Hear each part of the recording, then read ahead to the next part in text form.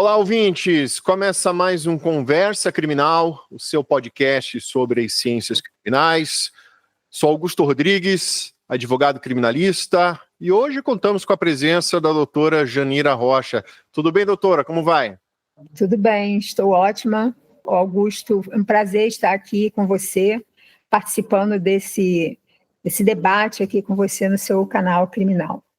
Eu fiz esse convite para a doutora Janira Rocha em razão da atuação dela, né, num caso de grande repercussão, que é o júri da ex-deputada Flor de Lis. É um caso notório, de grande repercussão, né? Certamente os nossos ouvintes têm conhecimento desse caso, e fiz esse convite aqui para a doutora Janira, né, trazer aspectos ali da atuação dela, né, nessa atuação defensiva, né, nesse caso de grande repercussão. Ela gentilmente aceitou o nosso convite, então já de antemão deixo aqui o agradecimento pela presença da doutora. Mas, doutora, antes de começarmos o nosso papo, como de praxe, eu sempre gosto de pedir para o nosso convidado se apresentar para a nossa audiência, né, para eventualmente alguém que não conheça a doutora, se a doutora quiser contar um pouco da sua trajetória profissional, como advogada, por favor, fique à vontade. Então, atualmente eu atuo como associada do escritório do Dr. Daledoni. Tá? Eu sou associada, que inclusive é uma advogada aí de Curitiba, né, bem conhecida em Curitiba. Mas, assim, a minha origem, né, digamos, a minha militância, ela é bem anterior. Na verdade, a minha primeira formação foi em História, né? Eu fiz um curso de História na Universidade Federal Fluminense, aqui no Rio de Janeiro. Fiz pós-graduação em Ciências Políticas. Sempre fui uma pessoa muito próxima das lutas políticas, né, do país, e a minha advocacia é muito marcada por essa personalidade política, né? Eu comecei a militar politicamente ainda na época da ditadura militar, né? Eu tive uma família, né, que foi agredida, enfim, pela ditadura. Eu tenho um irmão que foi assassinado, né, torturado e assassinado pela ditadura. E isso marcou muito, né, a minha identidade. Eu sempre militei politicamente, participei de movimentos pela anistia política, pelo retorno dos presos políticos ao país, participei da campanha das diretas, por eleições diretas, participei do movimento pela Constituinte, enfim. Final da década de 70, década de 80, todas essas lutas, né, pela redemocratização do país e, particularmente, a luta por uma nova Constituição, né? Fiz parte de várias comissões, tanto na época eu militava no movimento sindical, então fiz vários debates em Brasília durante a Constituinte sobre direitos sociais, sobre direito à greve para servidores públicos, sobre liberdade, enfim, de forma ampla para a classe trabalhadora, das reivindicações e pautas das mulheres, né, pelos direitos, né, de igualdade das mulheres e de advogados, né, toda a pauta dos advogados. Então, a minha militância jurídica hoje ela é muito marcada por essa trajetória. Não sou, digamos assim, uma advogada da academia, né? Sou uma advogada do dia a dia, né? No movimento sindical, o pessoal fala do chão de fábrica, eu falo do chão de presídio, do chão de delegacia, né? Desse tipo de debate, desse tipo de enfrentamento, que discute o que são as prisões realmente no nosso país, né? Não é só o debate, eu sou advogada e vou brigar por uma liberdade do meu constituído. Não é um debate, sim, óbvio, eu sou advogada, eu luto pela liberdade dos meus constituídos, mas é um debate maior, né, sobre o que é o sistema carcerário brasileiro, o que ele representa na relação, na correlação de forças, né, com o poder constituído, né, o que didaticamente o Estado brasileiro quer dizer, né, a sua população quando prende pessoas em condições tão abjetas, né, tão sem dignidade, né, como o próprio Supremo falou, do estado inconstitucional de coisas que existe hoje dentro desse sistema prisional. Por que independente dos seus governos, o Estado não consegue, né? Ou seja, não muda essa tônica. Pode ser um governo de centro, um governo de esquerda, um governo de direita, né? Um governo de ultradireita, e a gente vê que a cartilha da prisão brasileira ela não muda, né? O punitivismo, como uma fórmula didática de manutenção do status quo, não muda. Então, assim, eu sou esse tipo de advogada, eu sou uma advogada que faço esse tipo de reflexão.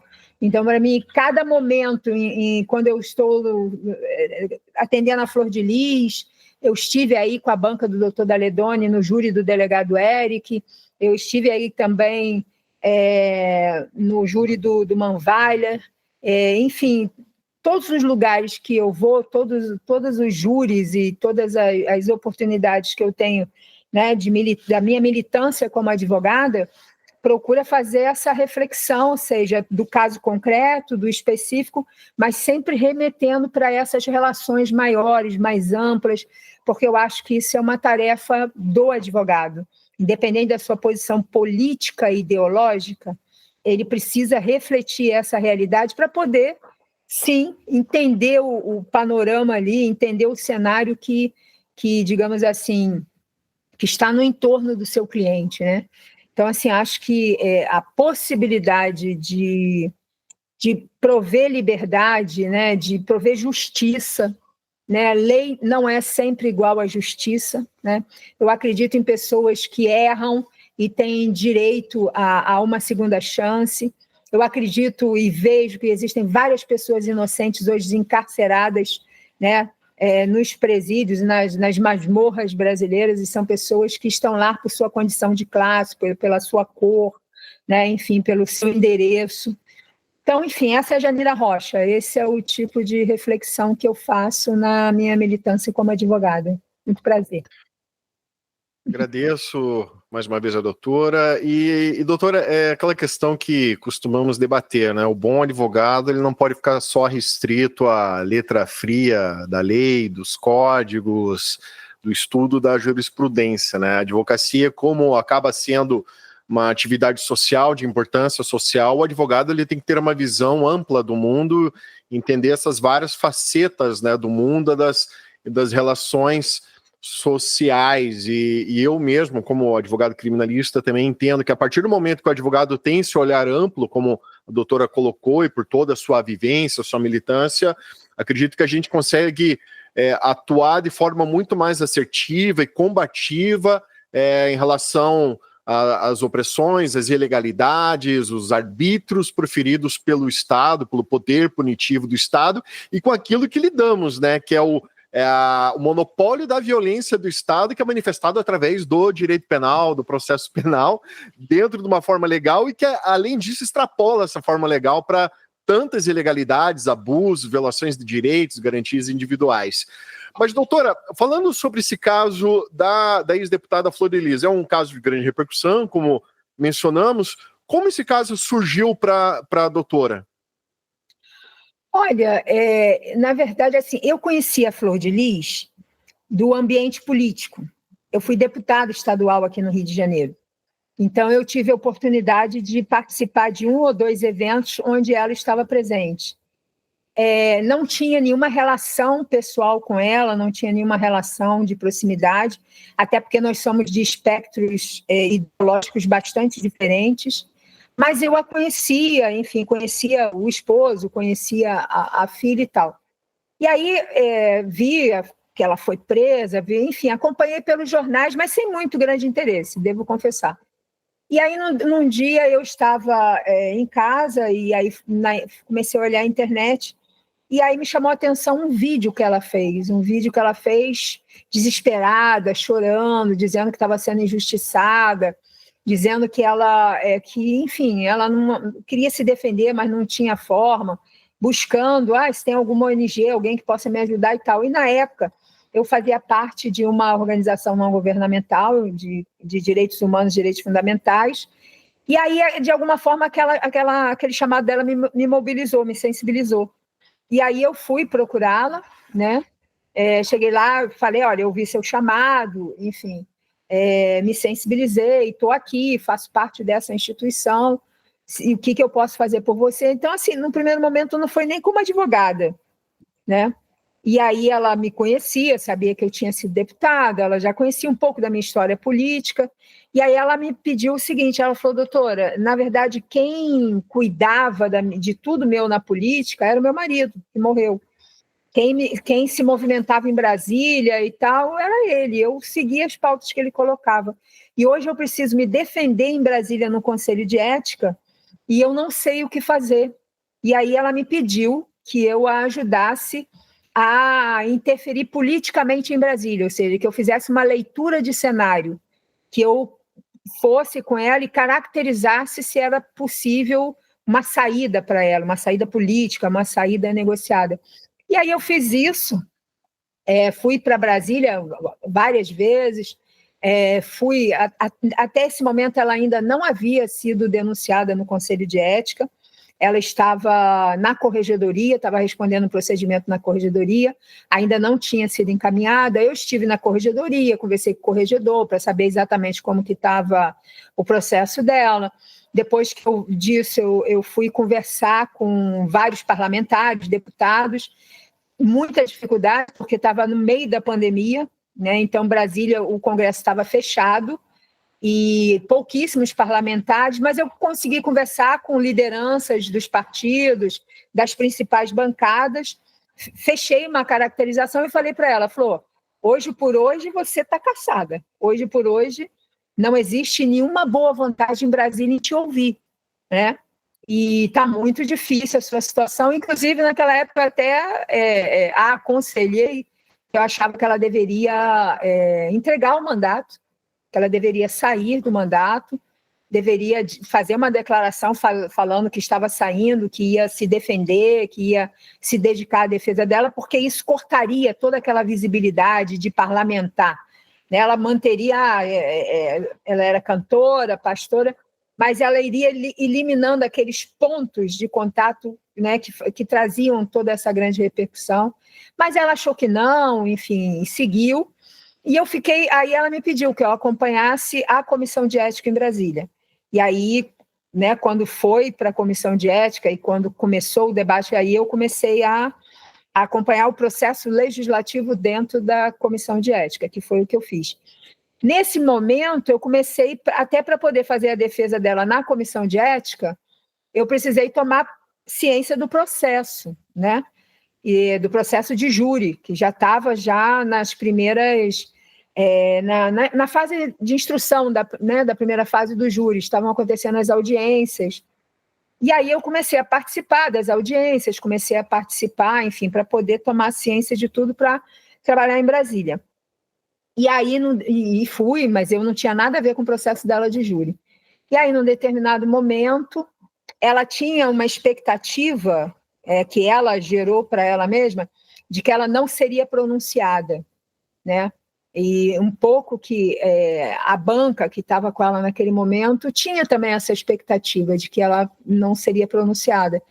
Em algumas oportunidades, quando eu vi isso, eu falei para eles, olha, eu acho que vocês não estão entendendo, assim, não estão entendendo, porque crimes que não têm tanta repercussão, o índice de impronúncia são mínimos. E crimes de grande repercussão, como esse, que está mobilizando a imprensa nacional e internacional, muita polarização, a internet toda mobilizada em torno disso, é impossível, vai ser pronunciada. E aí ficou aquele debate, todos dizendo que não seria, eu dizendo que seria, enfim. E aí e aí ela foi pronunciada.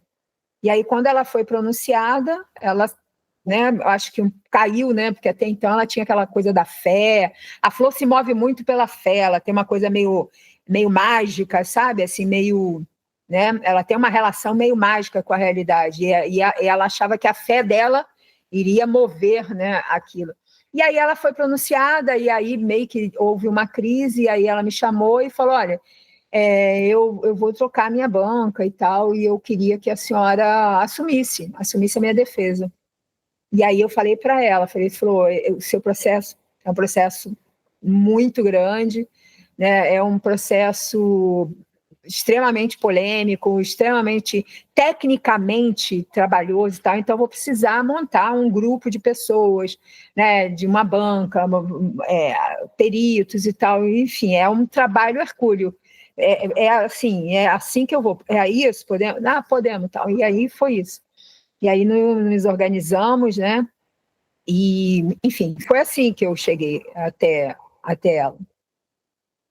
É um desafio, né, doutora? Porque é um caso, e assim, até sendo honesto com a nossa audiência, honesto também com a nossa convidada, eu também, da mesma forma que a doutora, eu também me identifico no espectro político ideológico oposto ao dela, né, como a doutora também colocou, e é claro que lembro bem, né, do clima, à época, ainda mais assim com todo o trabalho de repercussão na mídia, né, aquele que a gente sabe, né, aquele pré-julgamento, a pessoa já aparece no Jornal Nacional ali, já condenada, então existia uma polarização política na realidade, você lembra disso, né? Você tinha a eleição e tinha uma polarização política, e ela meio que, né, refletia essa polarização. Então, assim, de um lado, todo o pessoal do nosso espectro político batendo nela, e do lado dela se fazendo em água, porque os evangélicos, a direita, eles queriam distância dela, não queriam ser contaminados. Era um momento político muito, né? Então, ela, na verdade, ela foi jogada aos lobos. Ela ficou. E aí, só a título de curiosidade, a Flor de Lis, na verdade, ela seguia muito o marido. Então, quem era do espectro, assim, assado, era mais o marido dela. A Flor de Lis, hoje, né, a título de curiosidade, ela, se ela pudesse votar, se ela pudesse votar, ela teria votado no atual presidente. Né? Ela não. Enfim. A penúltima eleição, antes dela ser presa, num segundo maior município, o segundo maior colégio eleitoral aqui do Rio de Janeiro, que é São Gonçalo, o presidente Bolsonaro lançou um candidato a prefeito e ela lançou outro. E ela derrotou o candidato dele e elegeu o candidato dela. Então, ela, na verdade, politicamente, ela sempre foi muito independente, o que também explica o fato de muitos parlamentares do próprio partido dela e do espectro político dela trabalharem para que ela fosse condenada, para que ela se desgastasse, para que ela fosse, digamos assim, expelida da política, porque ela trazia essa independência, né? Ou seja, o marido que morreu era o cara que centralizava, e ela trazia essa independência, e ela foi a mulher mais votada aqui no Estado. Então, no processo dela, em toda a condução, né, do processo, da construção do júri, esse elemento da política, de quem era a Flor de Lis na política, também foi uma coisa que nós tivemos que trabalhar muito para explicar várias coisas que aconteceram. Era um processo onde a Flor de Lis política tinha que ser explicada, e as relações que se formaram no entorno para que ela fosse condenada. A Flor de Lis pastora, dona de 9 igrejas, né, onde existia toda uma desconstrução daquela moral evangélica, né, e também existia toda uma política de herdar esse espólio de fiéis que frequentavam a Igreja da Flor, né? Então, assim, a Flor, ela foi desconstruída como evangélica, ela foi desconstruída como mãe, aquela figura da mãe de 50 filhos, aí, né, passou-se, ela fazia sexo com os filhos, era tudo mentira, tudo, né, ninguém provou, é só fake news, fala para lá, para cá, mas efetivamente no processo, né, uma testemunha que diga, o nome em tal dia, em tal hora, com tal pessoa ela fez isso não existe, existiam, né, especulações em relação a isso. Então foi a desconstrução da parlamentar, da pastora, da mãe, aquela coisa do pânico satânico, né? Imediatamente foi transformada numa bruxa, numa feiticeira, dizia que era pastora, mas tinha um altar em casa, ela ia comprar alguidar na feira de Madureira para acender velas e botar mel no... Enfim, por quê? Quando você sataniza uma pessoa, você tira ela aqui, ó, do campo do natural, da onde o que vale, né, é a lei, é a justiça, são as relações humanas normais, você joga ela para o mundo do sobrenatural. Que é o caso das bruxas de Guaratuba aqui no Paraná. Exatamente. Foi uma série. No mundo do sobrenatural, você tem uma dualidade, é o bem contra o mal. Qualquer um de nós, frente a esse tipo de dualidade sobrenatural, logo se coloca do lado do bem. Não, eu sou do bem, eu não sou do mal. né? Isso é um instinto natural do senso comum, eu sou do bem. E aí a Flor era a do mal, então é todos contra a Flor de Lis. E no mundo do sobrenatural, o que vale é te colocar para lá, ou seja, não vale a lei, não vale o devido processo legal. Ele pode ser pisado, ele pode ser prostituído, ele pode ser destruído, porque, afinal de contas, é uma bruxa, é alguém que está lá do lado do mal, está do lado de Satã. É a mesma coisa do, um policial que diz, não, eu matei o cara, mas ele era traficante. Eu matei, mas era bandido, ele não era trabalhador, ele não era gente boa, né? Ou seja, se é traficante é bandido, não precisa de devido processo legal. Não precisa respeitar a lei, não tem Constituição, não tem garantias de direitos fundamentais. Vamos passar por cima porque ele é do mal, né? E foi muito o que nós enfrentamos no processo da Flor, né? Ou seja, por isso que nós acabamos construindo uma estratégia, né? Porque foi construída, de falar muito na mídia, né? De falar, de participar porque, assim, inicialmente tinha uma política. A defesa não falava e a Flor falava pelos cotovelos. A nossa foi, a Flor se cala e a gente vai para o debate, né, na mídia, né? Porque o processo dela se dava lá dentro do fórum, né, no processo eletrônico, nas audiências, e tal, mas principalmente fora, né? Principalmente nos grandes jornais, nas televisões, na internet, porque muita coisa que foi levada para dentro do processo foi levada a partir das publicações de jornais, onde ninguém ia checar se aquela fonte que deu aquela matéria para o jornal era uma fonte legítima, era uma fonte fidedigna. Não, mas virou, não te pega aquilo, tinha uma assistência de acusação, tinha um MP, pegava e jogava para dentro do processo e a gente que se vira, e os juízes, né? A juíza, no caso, enfim, respaldada pela audiência pública, respaldada por aquela grande comoção, foi tratorando, foi passando por cima, Então, foi um trabalho, assim, muito grande, né, tecnicamente falando, né? Nós fizemos um verdadeiro piquete dentro do processo. Eles queriam fazer o júri a toque de caixas, não, a gente, né, fez um 422 com milhares, né, centenas de diligências, né, exigimos que as informações que estavam dentro do processo trazidas pelo MP, que nós pudéssemos ter essas informações em primeira mão, fazer a nossa própria análise. O júri foi adiado por 3 vezes até que a gente aceitasse fazer. Então, foi assim... Foram 3 anos e pouco de uma preparação muito trabalhosa, tecnicamente muito trabalhosa, e de um embate muito grande também fora, né, na mídia, enfim, buscando, né, restabelecer, não sei se a verdade, que a verdade é relativa, né, cada um tem a sua verdade a partir da perspectiva em que olha, mas tentando restabelecer a narrativa defensiva, tentando demonstrar, né, a narrativa defensiva, inclusive sobre a investigação preliminar feita pela polícia, enfim, sobre os primeiros momentos, né, judiciais na fase de instrução, enfim, foi... E não era só a Flor de Lis, né, porque nós estávamos defendendo também uma filha, um filho e uma neta dela, né, a Marzia, a Rayane e o André. Então, além da Flor de Lis, nós ainda tínhamos que trabalhar ainda esses outros atores. O júri foi um júri muito pesado, né? Pesado, assim, por toda essa questão técnica, mas muita mídia, durou 7 dias o júri, né?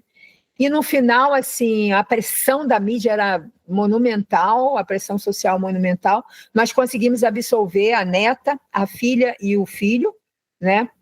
E a Flor, no quesito homicídio, ela foi um 4-3, né? Por um voto ela não saiu de lá absolvida. Mas, enfim, e hoje a nossa batalha... doutora, mas houve ali uma dúvida no Conselho de Sentença para 4-3? Houve sim. A rigor, ela deveria ter sido absolvida, e, enfim... Mas a pressão era muito grande, né? Tanto houve assim que eram 4, né? A nossa banca estava com 4 réus. Nós absolvemos o 3 e ela ficou no 4-3, né? Então, assim, a gente entendeu que o nosso trabalho, né? foi bem feito, nós tivemos um resultado assim, né, juridicamente satisfatório em relação ao processo como todo. Agora, nós já sabíamos também que essa pressão, ela inevitavelmente, ela era muito difícil ela sair de lá não condenada. Por isso que nós sempre trabalhamos com ela essa perspectiva de que o júri era um primeiro momento. Se houvesse uma condenação, nós íamos buscar, né, trabalhar por um segundo júri. Tanto é que nós construímos a partir do 422, a partir do 479, e durante todos os 7 dias nós fizemos assim um trabalho de muito apuro no sentido da percepção das nulidades, para que nós pudéssemos trabalhar um segundo momento, trabalhar um segundo júri. Nós fizemos agora os recursos, né? A apelação, enfim, agora a gente está com os recursos no STJ, são 17 nulidades apontadas, algumas muito clássicas, que assim, é muito difícil, né? Por exemplo, o assistente de acusação, nós fizemos a Flor, nós fizemos o silêncio parcial, né? Ela falou, ela respondeu às perguntas da defesa e dos jurados, não respondeu às perguntas da juíza e da acusação, né?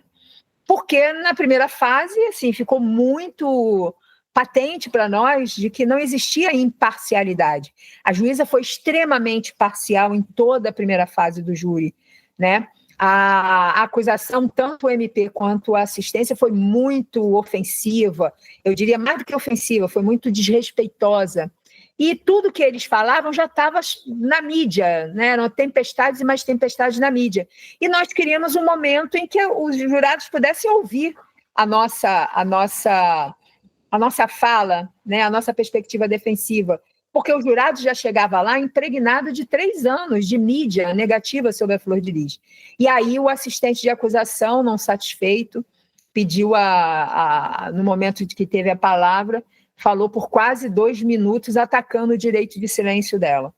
Então, isso é uma nulidade clássica. O Ministério Público, por exemplo, apresentou um documento surpresa. Trouxe um documento que tinha sido desentranhado na primeira fase do júri e um documento que a defesa não teve acesso. Então, teve um documento surpresa. Enfim, foram 17 nulidades. Estou te dando 2 assim que a gente vê, né, absurdas diariamente aí júris sendo anulados por isso. Mas a gente encontra muita dificuldade, porque afinal é a Flor de Lis, né? É a bruxa, é a feiticeira, está no outro extremo. Então, nós estamos batalhando agora, né?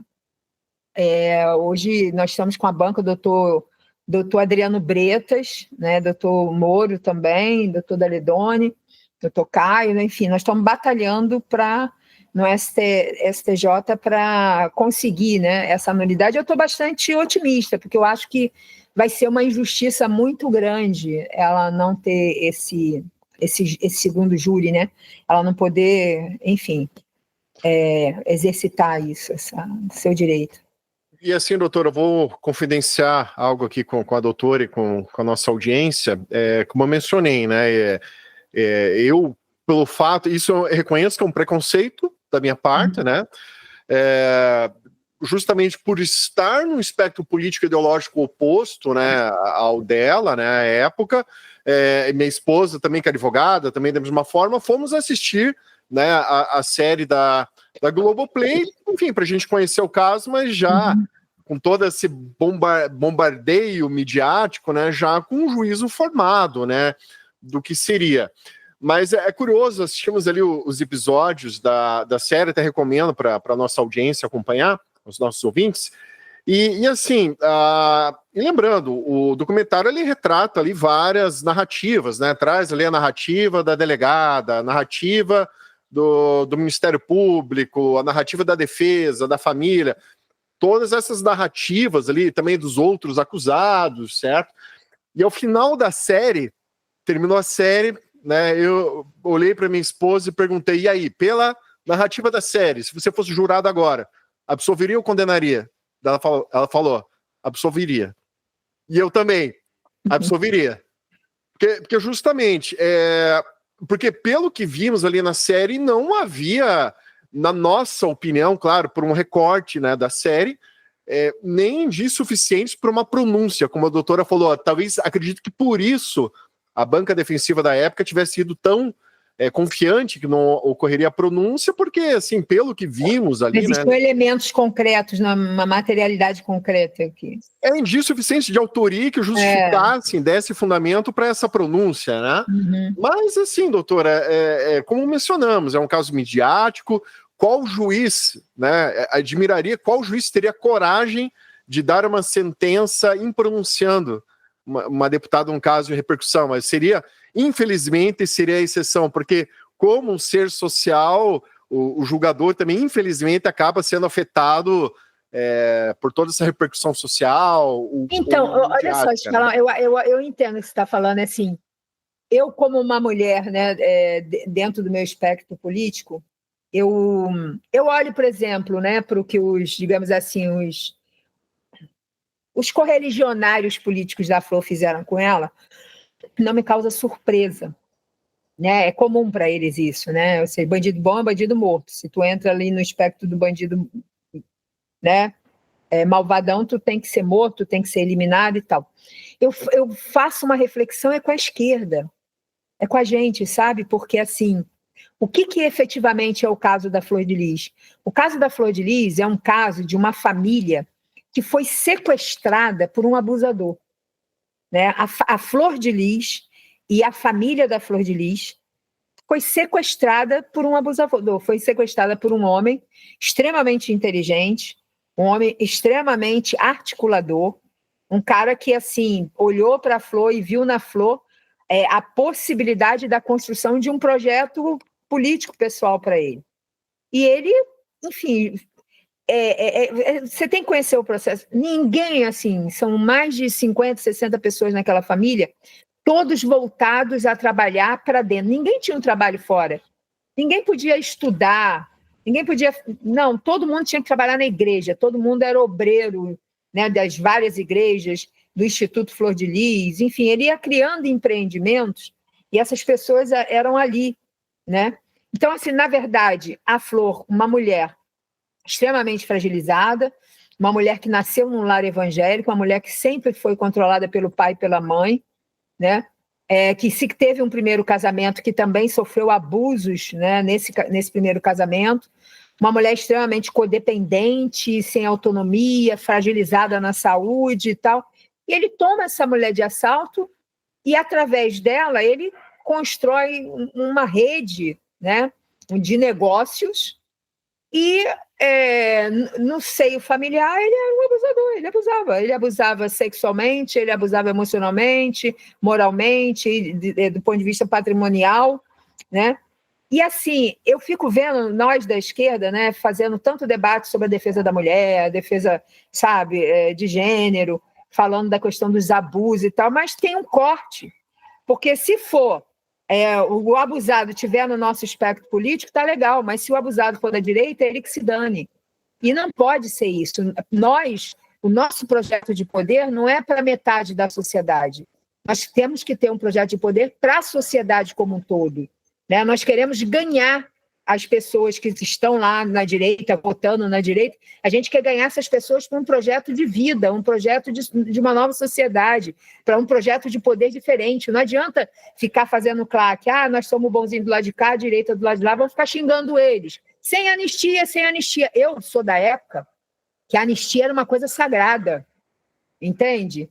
Eu sou a favor da anistia. Não, mas assim, saber identificar o que tem de estrutural na palavra anistia, o que é conjuntural. A esquerda está perdendo esse reflexo, porque como nós ganhamos o governo, nós estamos entrando, nós estamos nos aderindo ao Estado de uma maneira que nos compromete ideologicamente. Então, assim, é preciso entender a dimensão de defender uma família que foi abusada, que foi vilipendiada, que foi massacrada. A Flor de Lis foi uma mulher, comprovadamente, que foi estuprada pelo marido, foi espancada pelo marido, sabe? O cara sequestrou o patrimônio dela, enfim. E hoje tem uma parte, eu fico vendo determinados blogs politicamente corretos, quando postam coisas lá ridicularizando, até hoje, se ridicularizando a Flor de Lis, e mulheres de esquerda, militantes de ponta, ficam ali fazendo choça, fazendo brincadeira. Então, assim, eu acho, inclusive, que o caso da Flor de Lis é didático no sentido de buscar a consciência das pessoas sobre a sua própria prática na análise desse caso, sabe? Então, assim, nenhuma mulher deve ser agredida, nenhuma mulher deve ser estuprada, nenhuma menina dentro da sua casa, né, como foi o caso das netas, das filhas, nenhum homem deve ser, porque teve estupro também contra meninos lá dentro, estupros corretivos. Então, assim, o debate da Flor de Lis, ele é mais sobre quem faz a caracterização dela do que sobre ela, realmente. A Flor de Lis é uma vítima. A Flor de Lis e a família da Flor de Lis, as meninas, são vítimas, sabe, de uma família disfuncional, uma família moldada para aparentar uma coisa e dentro era outra, né? Onde o que engraçava era o homem mandando e as mulheres todas subjugadas, submissas, apanhando, sendo estupradas, sendo abusadas. É esse olhar que a sociedade, né, que o nosso espectro político precisava ter para isso, e não ficar batendo palma para essa coisa fácil dos blogs, da internet. Óbvio, se a massa ignara quer vaiar e satirizar e satanizar a Flor de Lis, a gente tinha blogueiros que tinham 100 seguidores que passaram a ter 1 milhão, 2 milhões de seguidores, que monetizaram seus canais, porque falar mal da Flor de Lis dá dinheiro. Então, as pessoas tinham um programa da Flor de Lis de manhã, de tarde e de noite. E tinham que inventar pauta, tinham que criar fake news, tinham que... Enfim. Então, assim, eu acho que são casos assim que a gente precisa parar e refletir mais sobre nós mesmos, né? Você vê agora, sabe, como que existem esses programas de true crime todo dia, porque, gente, nós estamos num dos países mais violentos, né? Que mais morre, que mais se assalta, que mais se assassina, que tem o tráfico, então todo dia tem algum crime, tem alguma coisa.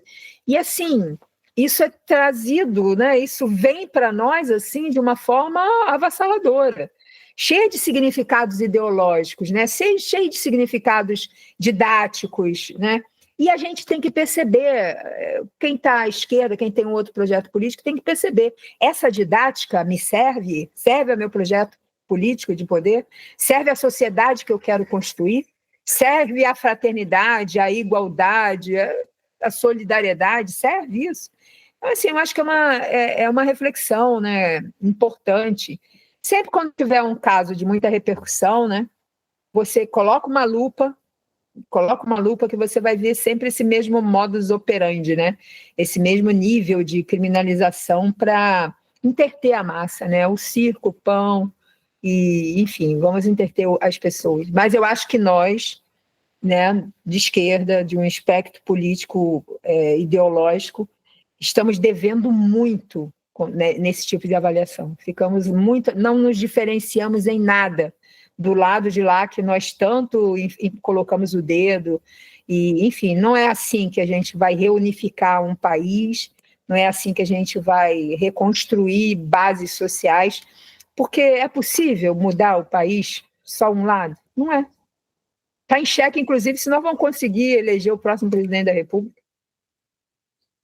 É a crítica que é feita à chamada esquerda punitivista. Exatamente. Lembrando que hoje uma das legislações, a principal legislação para o superencarceramento que temos no Brasil é a Lei 11.343 de 2006, a atual lei de drogas, que foi aprovada durante o governo do Partido dos Trabalhadores. É uma crítica que é válida a ser feita, né, por uma série de questões. E também uma outra crítica que fazemos também em relação à esquerda punitivista é mesmo a postura do ministro Flávio Dino, que é uma pessoa assumidamente de esquerda, né? Já foi filiado, já foi, enfim, governador pelo Partido Comunista do Brasil, e também uma postura totalmente punitivista, né? De validar abordagens realizadas por guardas municipais. Ele é um dos ministros que menos concede a Olha, se você hoje for fazer uma comparação entre as decisões de alguns ministros que recentemente indicados, Zanin, Flávio Dino, e comparar com algumas decisões do Cássio, do outro terrivelmente evangélico, você vai ver que do lado de lá eles têm tido uma mão muito mais garantista, se pode dizer assim, do que do nosso lado, né? Então, assim, eu acho triste. O que você acha disso? Eu sou uma militante antiga, eu venho lá da década de 70, né? Então, assim, eu passei por um processo político nesse país onde nós brigamos contra a ditadura, sabe? Anistia para nós era um negócio, assim, visceral, sabe? Então, assim, tem coisas que nós vivemos, a gente deixou muita gente para trás, muitos dos nossos foram assassinados por um tipo de política dessa que é praticada hoje dentro do sistema penal brasileiro, né? Então, assim, esse encarceramento, os presídios federais hoje, né? Aquele regime disciplinar diferenciado, Também do governo Lula. Aquilo é uma tortura, foi o governo Lula que inaugurou isso. Aquilo ali é tortura do mais baixo nível, que é o que a gente brigava lá atrás, né, contra a tortura, né? Eu que tive um irmão que foi assassinado, torturado, assassinado. Então, não dá para olhar para isso e, não. Aí vem com aquela história, não, tem que. A sociedade está sendo atacada, então, para. Gente, vamos combinar? Se a gente hoje fosse prender aqueles que realmente fazem mal para a sociedade, o pessoal do agro que está enfiando veneno na comida que nós comemos e está legiões e legiões de pessoas com câncer em função dessa alimentação que está aí nos supermercados. Você vai no supermercado para você achar uma comida de verdade, é difícil, porque o que você acha lá de comida de verdade está cheio de agrotóxico, né? Se você for ver hoje as taxas de juros escorchantes, uma pessoa pega 10 mil reais emprestado, ela, em 90 meses ela vai pagar 60, 70, 80 mil reais. Se a gente for realmente pegar, né, aqueles que hoje prejudicam, cometem crimes contra a população, seriam os banqueiros, com essa política de juros escorchante, um verdadeiro assalto à mão armada, em pessoas fragilizadas, né, pessoas aposentados, pessoas que, enfim, que necessitam do básico do básico. É uma política de colocar as pessoas mais ainda na miséria, mais ainda na penumbra. O agronegócio com seus venenos na comida, e você tem aí uma indústria farmacêutica que te vende remédios, que você toma um remédio para dor de cabeça, que estoura o teu fígado, depois ele vende uma para o fígado, que estoura o seu baço, vende uma para o baço, e as pessoas estão chegando aos 50, 60 anos de idade destruídas por essa alimentação, destruídas por essa política de medicação, e enquanto isso... Então assim, como eu falei, eu não sou a favor de boca de fumo, não sou a favor de drogas, mas assim, eu não sou a favor nem das drogas ilícitas, nem das lícitas. E se a gente for olhar hoje o que a indústria farmacêutica faz contra a população, adoece a população com uma alimentação completamente, né, viciada em agrotóxicos e tal, e depois vende medicação que também continua ali esse massacre contra as pessoas. Então, nós, o nosso espectro político, tem que olhar para o sistema penal hoje, trazendo esse sistema penal, explicando esse sistema penal à luz dessa realidade capitalista, desse status quo instituído, né? Não dá para fazer essa análise de fundo de quintal, né? Que a vizinha faz, que o homem lá do bar faz. Não. A gente precisa contextualizar o que está acontecendo. A gente precisa contextualizar por que a juventude negra está sendo dizimada. Por que jovens negros, né, são a maioria hoje dentro do sistema penal, né? Então, assim, tem muitas coisas. Por que são a maioria da classe trabalhadora? Né? A gente sabe que a negritude hoje é a maioria da classe trabalhadora, né? Dos setores mais pobres, mais pesados da classe. E por que são? Porque vem lá de uma escravidão abjeta, né? E quando acabou, entre aspas, essa escravidão, trouxeram imigrantes da Europa para vir trabalhar aqui e jogaram homens e mulheres negras à sua própria sorte, né? Sem nenhum tipo de estrutura, de trabalho, de moradia, de saúde, de educação. E essas pessoas vêm ao longo dos anos, ao longo dos séculos, né, sendo vilipendiadas, né, da mesma forma que antes, sendo empurradas para os bolsões de miséria, para as favelas. Então, assim, tem toda uma reflexão que permeia esse sistema prisional, que permeia esse direito penal, que é o nosso objeto de trabalho. Você como advogado, eu como, né, criminalistas, esse é o nosso objeto. Ou seja, a cada cliente que você senta e vai conversar com ele, e vai traçar uma estratégia de defesa, seja num caso, enfim, ordinário, seja num júri, como fazer isso sem essas reflexões?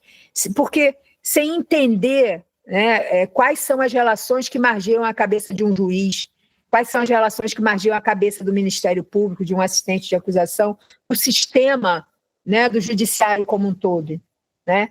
Então, assim, eu acho que são reflexões importantes para qualquer advogado criminalista fazer, né, e ter em conta para não se enganar, né, para não se enganar, não se fazer de tonto, de bobo, e também para poder entregar para o seu constituído aquilo que ele veio buscar quando ele te confiou a sua vida, né, às suas mãos, quando ele te confiou a liberdade dele, quando ele joga toda a esperança que ele tem de continuar uma vida, quando ele joga isso na sua mão, né? Então, eu acho que é um dever nosso essa reflexão ser mais apurada, mais politizada, mais,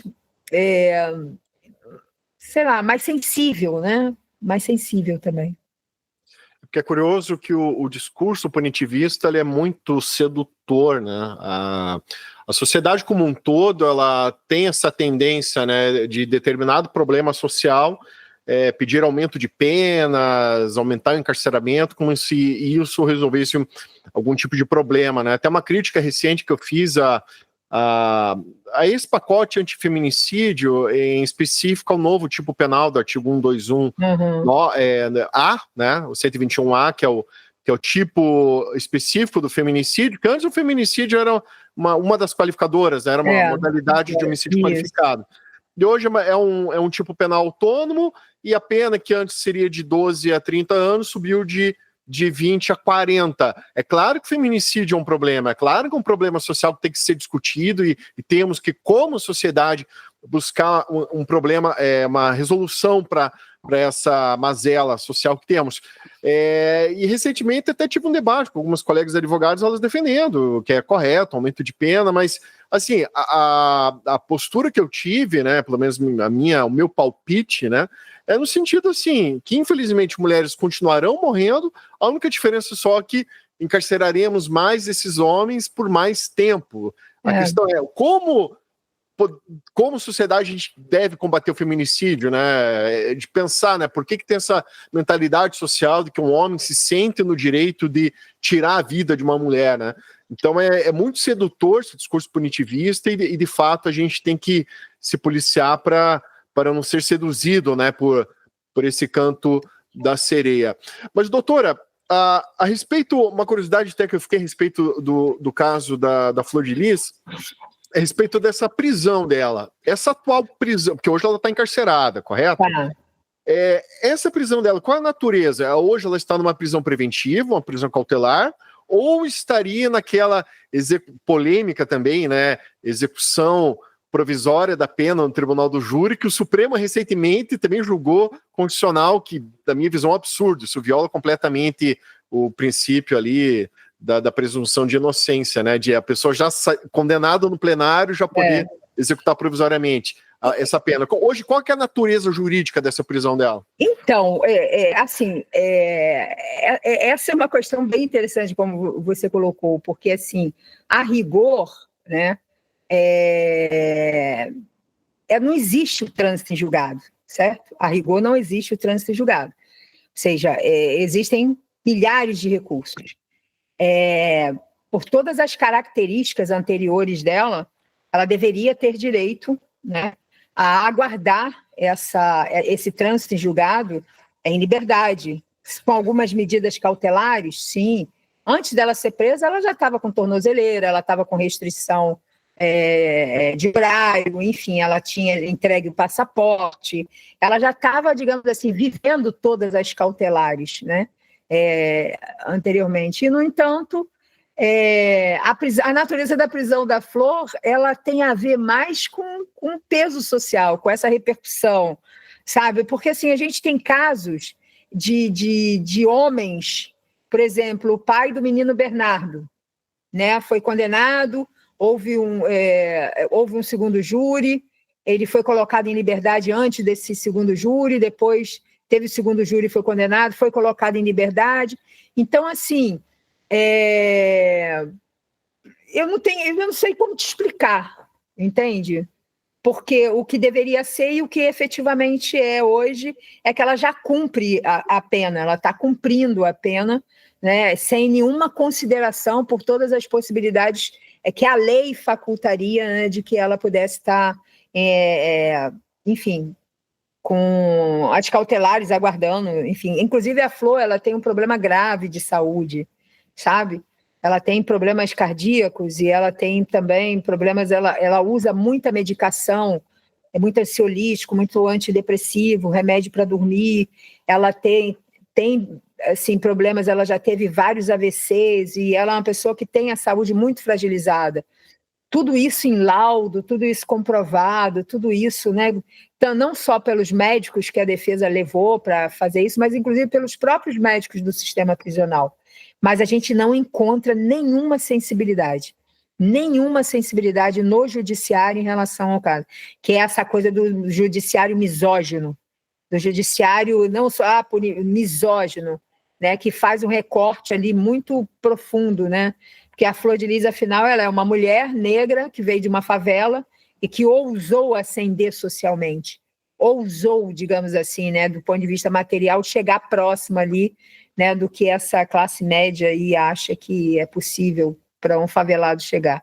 Então, assim, é uma batalha nossa hoje, né? Reverter essa prisão, tentar reverter essa prisão é uma batalha nossa, mas, enfim, vamos continuar fazendo. É curioso, né, doutora? Aquilo que eu sempre, como advogado, coloco, né? Situações como essa em que há uma prisão cautelar totalmente abusiva ou uma situação em que há ali uma execução provisória da pena.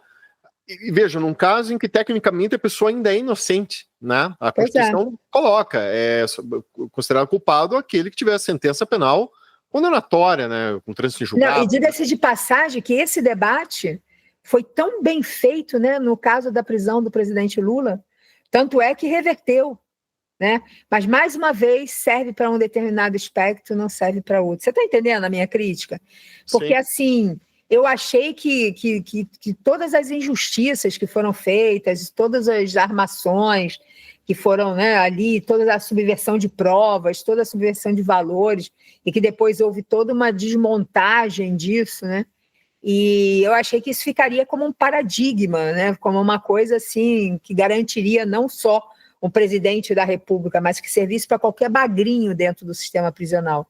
E, no entanto, não é assim. A justiça, ela é seletiva, ela é de classe, ela responde a poderes políticos, ela responde a poderes ideológicos, né? E ela é conjuntural. A justiça brasileira não é estruturante, ela é conjuntural, ela está intimamente ligada a personagens, né? E a que papel simbólico esses personagens têm naquele determinado momento conjuntural.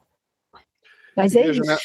E veja, doutora, por exemplo, estão pendentes recursos, né? Hoje a doutora mencionou que está com um recurso especial na STJ, isso, correto? Recurso especial, um recurso extraordinário. Extraordinário também do Supremo. Então, por exemplo, tem essa situação em que os tribunais superiores né, venham a reconhecer essas nulidades que a doutora citou, e são várias nulidades, mas as que a doutora citou aqui no nosso episódio são nulidades flagrantes, assim, absurdas, né, de se ocorrer dentro de um procedimento de tribunal de júri, ou enfim, qualquer outro processo. Mas, supondo, tendo ali o provimento desses recursos, tendo sido reconhecida a nulidade, eu penso aquela situação, né, é redesignado um novo julgamento no plenário, pelo júri, um período em que já baixa toda essa poeira, já passa o tempo, de repente o conselho de sentença, que no caso dela julgou a condenada, né, 4-3, de repente ali, com essa poeira mais baixa, com esses ânimos mais calmos, né, analisam assim com de forma mais serena, né, o caso, e de repente, vamos lá, e vem com o veredito, né, absolutório, né, absolvendo, né, a flor dessa acusação. É o que nós estamos querendo, né? Estamos trabalhando para isso. E a questão vejam como é paradoxal, poxa, como é que a pessoa começa a cumprir uma pena e de repente é reconhecido? Não, você realmente é inocente. Daí, quem que devolve esses anos perdidos para a pessoa? É a falha do nosso sistema, né? Aliás, não só no Brasil, a gente vê cada coisa, né, no mundo todo em relação a isso. Pessoas que ficam 40 anos presas e aí, de repente, um exame de DNA vai lá e prova que aquela pessoa era inocente. 40 anos, entendeu? Então, assim, é cada vez mais comum esse tipo de coisa e nem assim a gente vê sensibilidade no sentido de que as pessoas têm o direito de aguardar em liberdade até o trânsito julgado da sentença condenatória. Esse é o devido processo legal. O devido processo legal é uma garantia da sociedade, do cidadão, não é uma garantia para o Estado, para os governos, para o Poder Judiciário, né? É uma garantia para mim, para você, sabe, para o seu filho, para a sua sogra, enfim, para todo mundo, para a Flor de Lis, para o Manweiler, para todas as pessoas, né? Então é isso, mas infelizmente o que rege, a égide que rege o judiciário brasileiro é o direito penal do inimigo, é o direito de classe, né? O direito que tem lado. Sem dúvida, e é uma crítica que eu sempre coloco em processos, né, que eu atuo ali de pessoas de baixa renda, com esse recorte de classe também, verificando situações que claramente não tem nenhum requisito para uma prisão cautelar, e tanto o Ministério Público solicita, né, requisita essa prisão, e o juiz e o judiciário acaba decretando essa prisão preventiva sem requisito nenhum, daquilo que eu falo. Pô, chega toda a instrução processual, essa pessoa absolvida aí, quem que vai devolver esses anos, ou meses, enfim, que essa pessoa perde dentro do sistema, e não só a liberdade, a dignidade, né, que a pessoa abre mão, porque sabemos o estado de coisas inconstitucional que tem dentro do sistema prisional, é uma violência absurda. Eu mesmo participo de comissões, né, que fiscalizam o sistema prisional e sabemos as masmorras que são, mas só que a gente percebe que isso tem uma natureza de qual identificação tanto o acusador como o magistrado tem com o perfil do acusado e com o tipo de crime que esse acusado responde. Então, a crítica que eu coloco, poxa, de repente poderia ser alguém, um amigo do meu filho, ou alguém que joga tênis comigo, alguém que joga futebol comigo. Não vamos prender a pessoa assim, né? Vamos deixar, a pessoa tem requisito aqui, vamos deixar respondendo em liberdade, vamos aplicar uma cautelar diversa da prisão. Então, essa sensação que acabo tendo, e o contrário também é real, identifica, não, isso é uma ameaça aqui para a sociedade, isso aqui não, temos que manter uma custódia cautelar desse indivíduo aqui por uma garantia da ordem pública em abstrato, né? Então, eu acho, Augusto, eu acho que é isso que você está falando, assim, eu acho que uma coisa, eu procuro entender o cidadão comum, o senso comum, as pessoas que estão aí andando pelas ruas, a violência, ela é muito grande. As pessoas são muito aviltadas, né? São assaltadas, são espancadas, bala perdida, não sei o quê. Então, assim, o que rege o senso comum no seu pensar jurídico é o medo. Então, de uma certa forma, você até entende, não, você discorda, quer militar para mudar isso, mas é o medo que rege. O que não não dá para aceitar, né? Porque aí nós já estamos falando de uma inteligência. O que não dá para aceitar é a posição de juízes e do Ministério Público, né? Isso não dá para aceitar. E também de uma parcela da advocacia, né? Temos também uma parcela da advocacia bastante punitivista, temos várias instituições, o Estado, o governo. Não dá da inteligência das pessoas que conseguem olhar para o sistema judicial hoje e entender quando lá na Idade Média, né, se buscou revolucionar as coisas, se buscou. Você teve um iluminismo, você teve uma revolução industrial, uma revolução francesa, abrindo mão daquelas relações, né, com a monarquia, aquelas relações feudais, buscando, né, como base ideológica de uma nova sociedade que estava nascendo, se industrializando, criando um novo mundo do trabalho. Você precisava de um outro direito, um direito que deixasse a tortura para trás, deixasse tudo aquilo para trás e trouxesse um paradigma iluminado, né? Daí o nome iluminismo. Então, hoje, o que a gente vê é que coisas que são praticadas dentro do sistema prisional não deixam nada a dever às masmorras feudais. E quem é o agente? Quem é que implementa isso? É a inteligência. São os quadros políticos do Judiciário, do Ministério Público, dos governos, entende? Enfim, que tem base ideológica nas universidades também. Então, assim, o Ministério Público e o juiz são servidores públicos, burocratizados, pessoas, o Ministério Público é o fiscal da lei. Que lei que eles fiscalizam?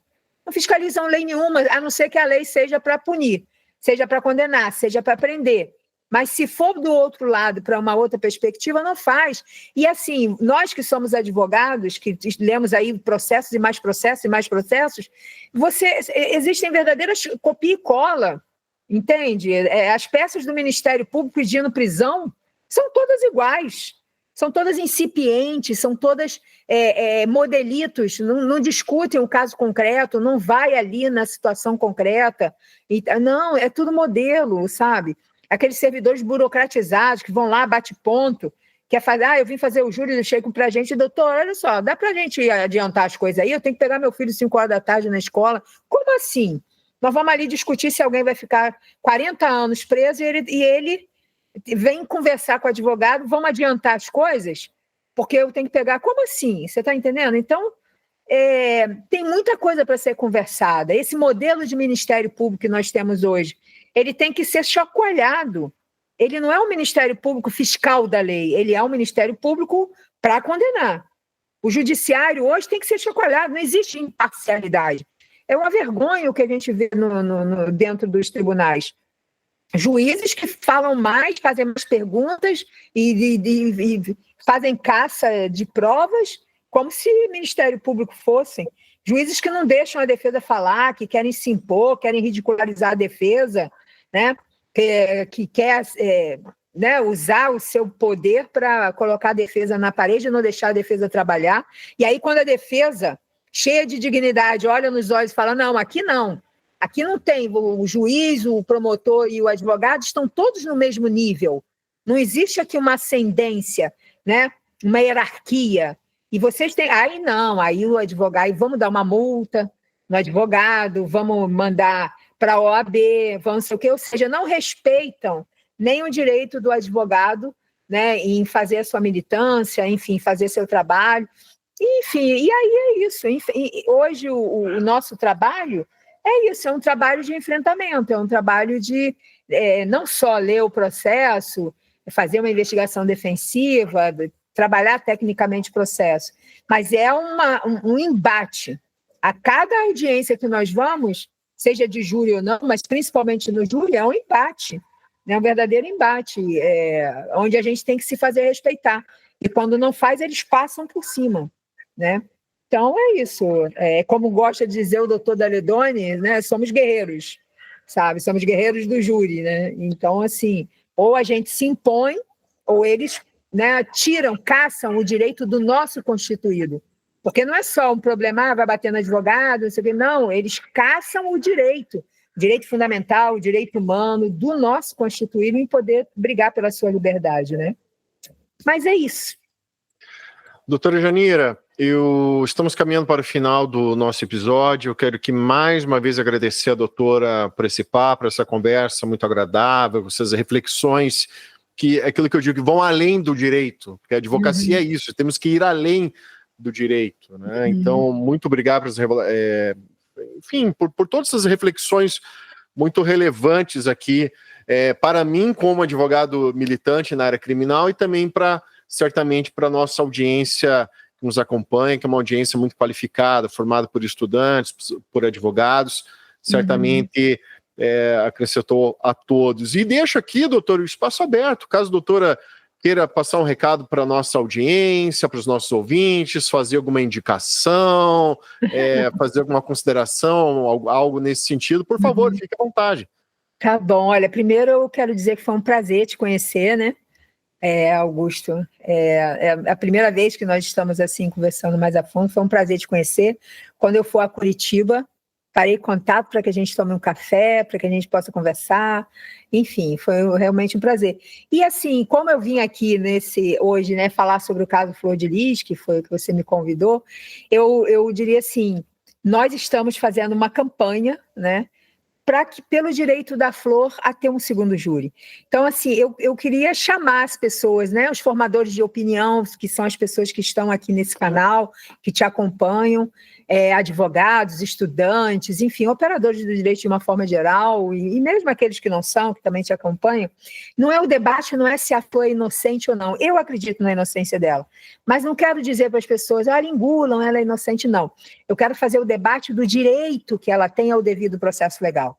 Que o direito que a Flor de Lis e qualquer outro preso nesse país tem de ter um segundo júri, de ter todas as nulidades que foram praticadas contra ela no processo, né, rediscutidas num segundo momento. Então, eu gostaria, mesmo aqueles que acham que ela é uma bruxa, que ela não é inocente, mas mesmo esse eu gostaria que, né, se somassem, né, a nós. As redes sociais têm muito poder, têm muita força, que as pessoas se somassem, né, no sentido de garantir o devido processo legal para ela e que ela possa ter esse segundo júri. É esse o meu pedido, né, o meu recado, e te agradecer muito e dizer que gostei muito dessa conversa nossa hoje. E um beijo muito grande para Curitiba. Apesar do frio, eu sou carioca, não sou mulher de frio, mas eu amo Curitiba. Eu acho Curitiba, assim, uma coisa maravilhosa. Maravilhosa. Maravilha, doutora. Muito obrigado mais uma vez. Quero agradecer em especial você, ouvinte, que nos acompanhou até esse momento, e te peço uma gentileza. Se você conhece alguém que possa vir se interessar por esse conteúdo, por favor, nos ajude compartilhando esse episódio, pois assim vamos propagando conhecimento. Esse foi mais o Conversa Criminal Podcast. Até a próxima e um grande abraço a todos. Abraço.